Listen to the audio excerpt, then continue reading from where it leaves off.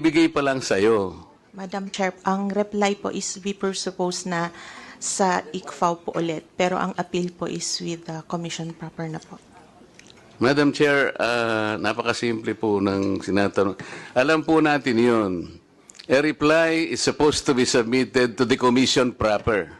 Yes po. Pero sa ngayon, hindi siya magre-reply kasi sasagutin niya muna kayo. And until today, hindi pa niya sinasagot because they are still within the reglementary period of 6 months That is correct po. to make an That is answer correct. to you. That is correct po. That is the nature of things, Madam Chair. That is correct. So wala pa siyang, there is no judgment yet.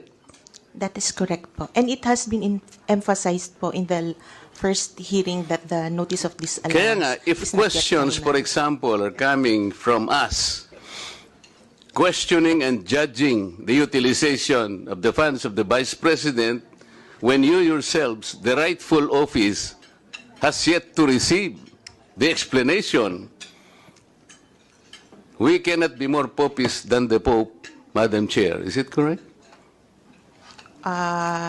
Madam Chair, Aba,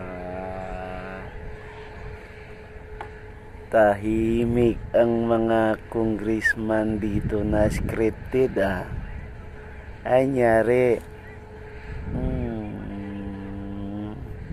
Tahimik kayo, wala kayo.